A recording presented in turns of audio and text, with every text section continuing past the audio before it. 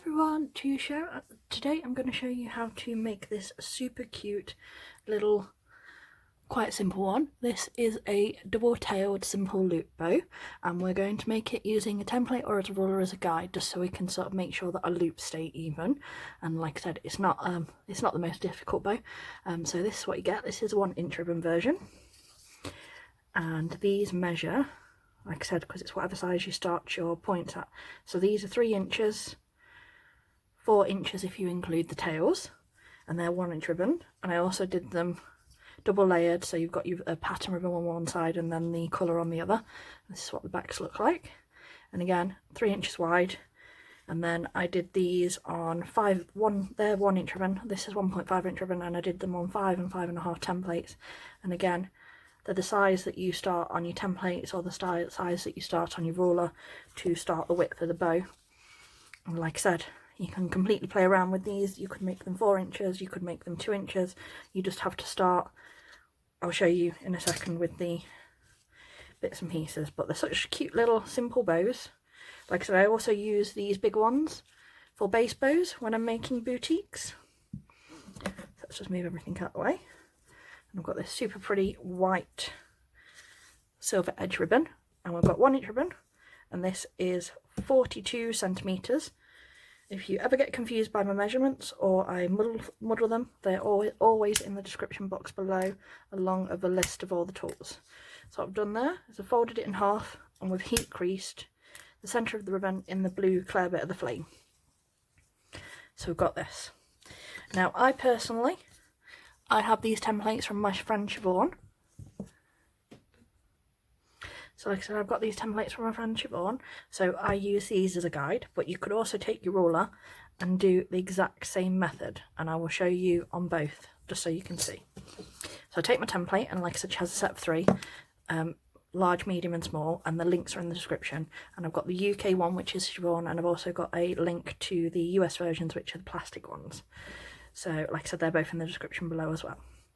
So what I do first is lining that up with the stitch guide, which is the centre of the template.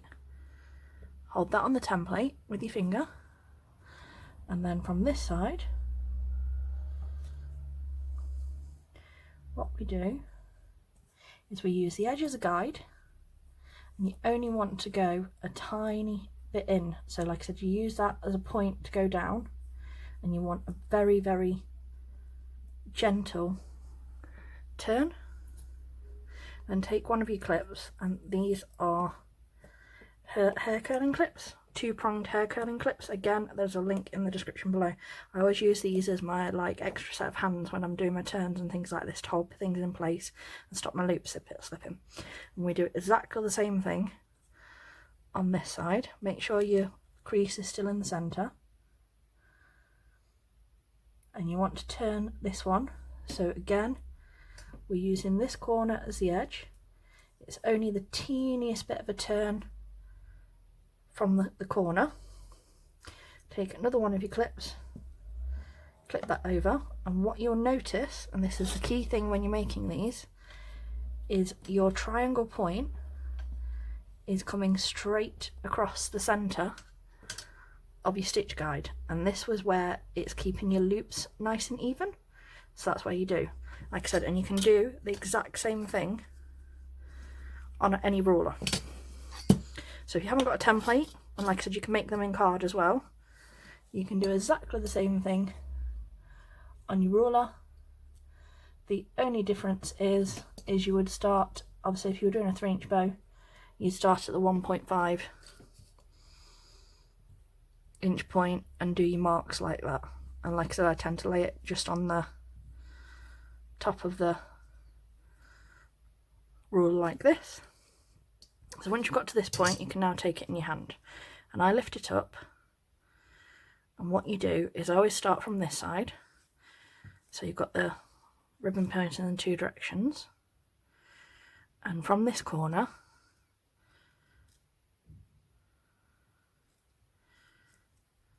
you want to do it so that your loop this side is going to be the same depth as that one.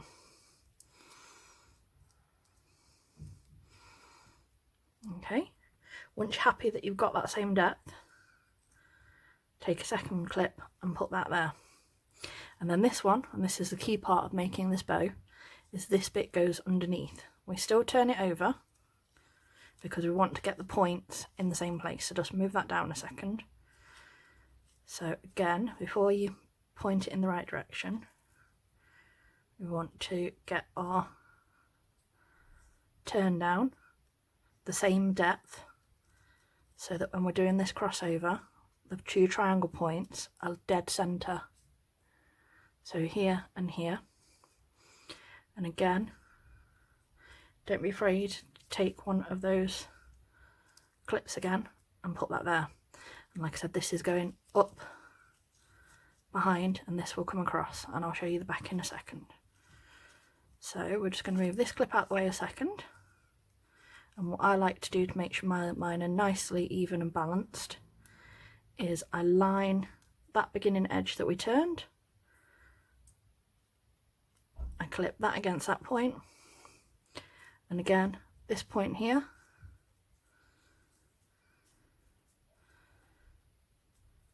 you line that edge with that corner and clip it over. Once you're happy with everything, you can take the couple of extra clips across, and this is what the front will look like. And as you can see, those two triangles are still perfectly lined up with that original crease that we did. So there's front, tail, tail. They're roughly the same length as well. And this is what the back of the bow will look like. And then our stitches, again, it's important on this one we get the stitches in the right place. So I will show you. Fold it in half, so you've got your corner points to your corner points. Take your lighter,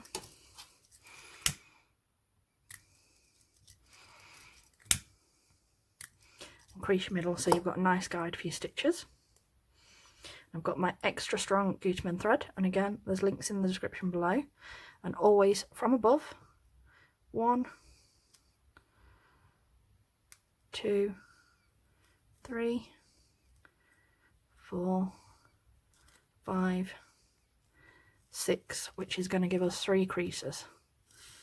So 1, 2, 3, 4, 5, 6, which is in, over, over, out, and on the back you will see 1, 2, 3 creases.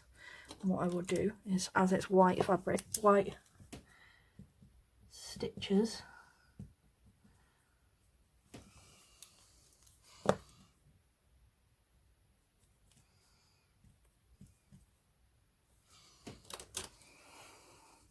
there you go, 1 across, across, out, 1, 2, 3, just so you can see.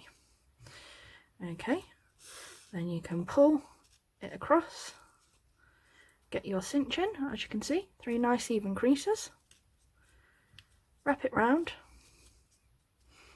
1, 2, 3, and then stitch off in the back however you personally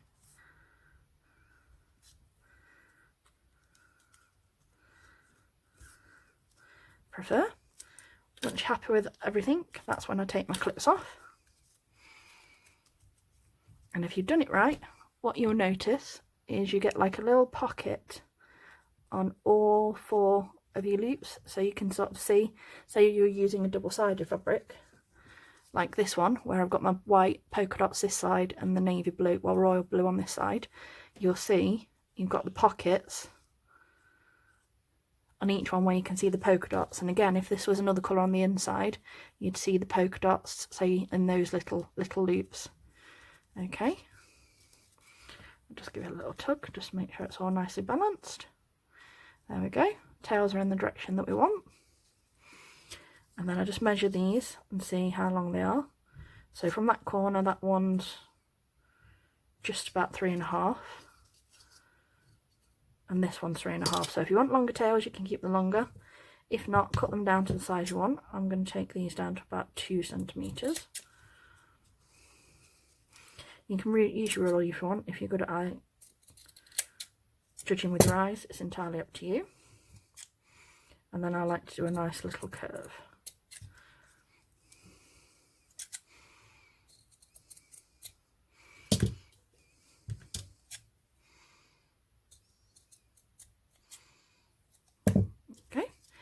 seal in the clear blue bit of the flame.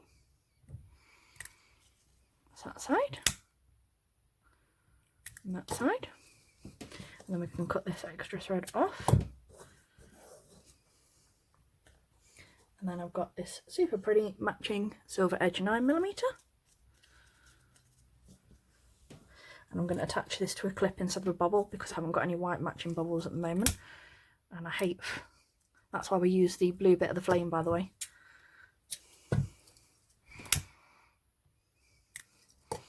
There we go. Haven't got any white bubbles, and I don't like putting bubbles on the back of bows where they're completely different colours.